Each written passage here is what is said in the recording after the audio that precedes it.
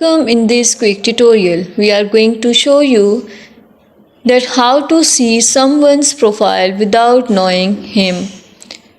It's super easy and we will make sure you get it right. Just make sure you are logged in and using the latest version.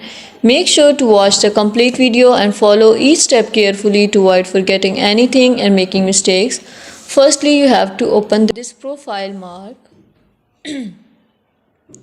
Click on the three lines which appear at right top corner. Click on settings and privacy. Now click on the privacy option.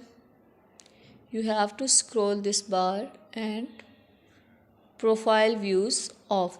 If you turn off profile views, if someone is watching your profile, you will not get notification, and if you are watching some other's profile, they will also not get notification. Thank you so much. That was all.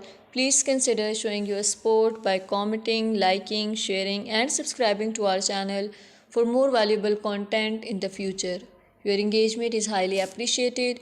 I wish you very good luck. Thanks.